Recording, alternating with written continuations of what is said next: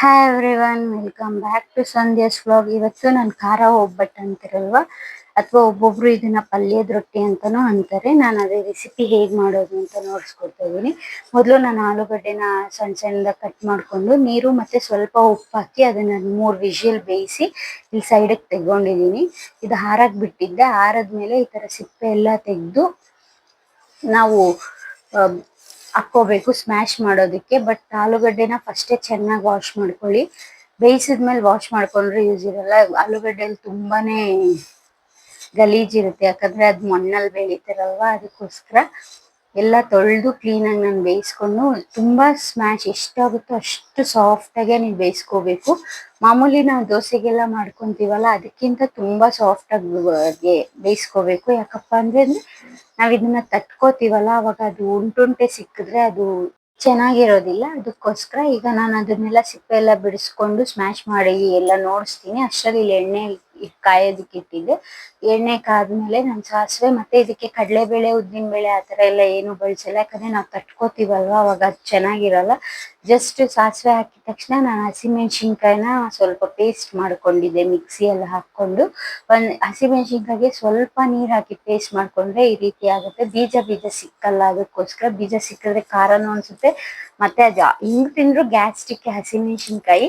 But ಇದು ಸ್ವಲ್ಪ ಖಾರ ಗ್ಯಾಸ್ಟ್ರಿಕ್ ಕಡಿಮೆ ಆಗುತ್ತೆ ಅಂತ ನಾನು ಈ ರೀತಿ ಪೇಸ್ಟ್ ಮಾಡ್ಕೊಂಡು ಈ ರೀತಿ ಸಣ್ಣಕ್ಕೆ, ಇನ್ನೂ ಸಣ್ಣಕ್ಕೆ ಹಚ್ಚಿದ್ರು ಚೆನ್ನಾಗಿರುತ್ತೆ. ನಾನು ಇವತ್ತು ಸ್ವಲ್ಪ ದಪ್ಪಕ್ಕೆ ಹಚ್ಕೊಂಡಿದ್ದೀನಿ.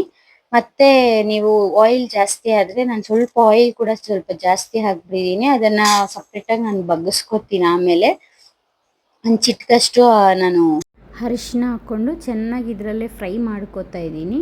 ಆನಿಯನ್ಸ್ ಫುಲ್ಲು ಇಲ್ಲೇ ಫ್ರೈ ಆದರೆ ಟೇಸ್ಟ್ ಚೆನ್ನಾಗಿರುತ್ತೆ. ಮತ್ತು ನಾನು ಆಗಲೇ ಏನು ಸಿಪ್ಪೆ ಎಲ್ಲ ತೆಗೆದಿಟ್ಕೊಂಡಿದ್ದೆ ಆಲೂಗಡ್ಡೆನ ಈಗ ಸ್ಮ್ಯಾಶ್ ಮಾಡ್ಕೊತಾ ಇದ್ದೀನಿ. ಎಷ್ಟು ಸಾಫ್ಟ್ ಆಗುತ್ತೋ ಅಷ್ಟು ಸಾಫ್ಟಾಗಿ ಸ್ಮ್ಯಾಶ್ ಮಾಡ್ಕೊಳ್ಳಿ. ನಾನು ಸ್ಮ್ಯಾಶರಲ್ಲಿ ಮಾಡ್ಕೊತಾ ಇದ್ದೀನಿ.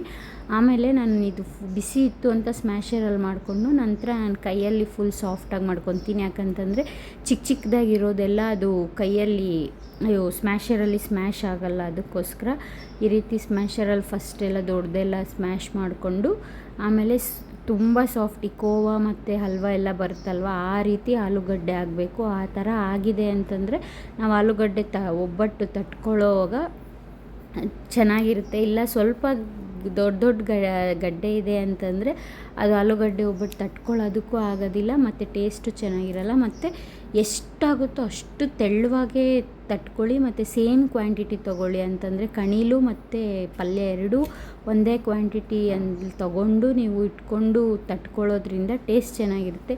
ಸ್ವಲ್ಪ ಮೈದಾ ಜಾಸ್ತಿ ಆದರೆ ಅದು ಟೇಸ್ಟ್ ಚೆನ್ನಾಗಿರಲ್ಲ, ಮತ್ತು ಪಲ್ಯ ಜಾಸ್ತಿ ಆದರೆ ಕಿತ್ತೋಗ್ಬಿಡುತ್ತೆ. ಅದಕ್ಕೋಸ್ಕರ ಕರೆಕ್ಟು ರೇಷಿಯೋಲ್ಲಿ ತೊಗೊಂಡು ತೆಳ್ಳಕ್ಕೆ ಎಷ್ಟು ತೆಳ್ಳಕ್ಕಾಗುತ್ತೋ ಅಷ್ಟು ತೆಳ್ಳಗೆ ತಟ್ಕೊಂಡು ನೀವು. ಇದು ಸ್ವಲ್ಪ ಲೇಟ್ ಆಗುತ್ತೆ ಬೇಯೋದು, ಬಟ್ ತವ ಫುಲ್ಲು ಬಿಸಿ ಇರಬೇಕು. ಆ ಥರ ತವಾಗ ಹಾಕಿ ನೀವು ತಟ್ಕೋಬೋದು. ನಾನು ನೋಡಿಸ್ತೀನಿ ಯಾವ ರೀತಿ ತಟ್ಕೊಳ್ಳೋದು ಅಂತ. ನೋಡ್ತಾ ಇರ್ಬೋದು ನೀವು. ಇಷ್ಟು ಸಾಫ್ಟಾಗೆ ಸ್ಮ್ಯಾಶ್ ಮಾಡಿಕೊಂಡು ಆಗಲೇ ನಾನೇನು ಆನಿಯನ್ಸ್ನ ಫ್ರೈ ಮಾಡೋಕ್ಕಿಟ್ಟಿದ್ನಲ್ವ, ಅದಕ್ಕೆ ಸ್ವಲ್ಪ ಉಪ್ಪು ಮತ್ತು ಇವಾಗ ಬೇಯಿಸ್ಕೊಂಡಿರೋದು ಆಲೂಗಡ್ಡೆ ಎಲ್ಲ ಹಾಕಿ ಕ್ಲೀನಾಗಿ ತಿರುಗಿಸ್ಕೊಡ್ಬೇಕು ಅದನ್ನು. ನೋಡಿ, ನಾನು ಇವಾಗ ತಿರುಗಿಸ್ಕೊಂಡು ಅದಕ್ಕೆ ಮೇಲೆ ಕೊತ್ತಂಬರಿ ಸೊಪ್ಪು ಮತ್ತು ಕರಿಬೇವು ಎರಡೂ ಹಾಕಿ, ನಾನು ಪಲ್ಯಕ್ಕೆ ಬೇಕಿದ್ರೆ ನೀವು ಹಾಕ್ಕೋಬೋದು. ಬಟ್ ಇದು ಸ್ಮೆಲ್ ಫ್ರೈ ಆಗೋದ್ರೆ ಕೊತ್ತಂಬರಿ ಇದು ಏನು ಸ್ಮೆಲ್ ಇರುತ್ತೆ ಅದು ಬರೋದಿಲ್ಲ ಅಂತ ನಾನು ಸಪ್ರೇಟಾಗಿ ಮೇಲೆ ಹಾಕ್ಕೊಂಡಿದ್ದೀನಿ. ಈ ರೀತಿ ಕಣೀಲಿ ಎತ್ಕೊಂಡು ನೀವು ಸ್ವಲ್ಪ ಎಣ್ಣೆ ಹಾಕ್ಕೊಂಡು ತಟ್ಕೊಳ್ಳಿ.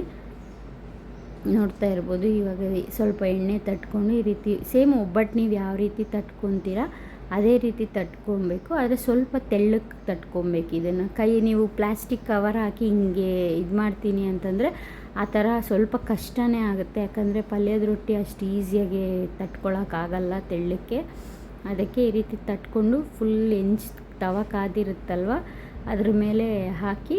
ಸ್ವಲ್ಪ ಲೇಟ್ ಆಗುತ್ತೆ, ನೀವು ಜಾಸ್ತಿ ಬೇಗ ತೆಗಿಯೋಕ್ಕೆ ಹೋದರೆ ಅದೆಲ್ಲ ಕಿತ್ತೋಗ್ಬಿಡುತ್ತೆ.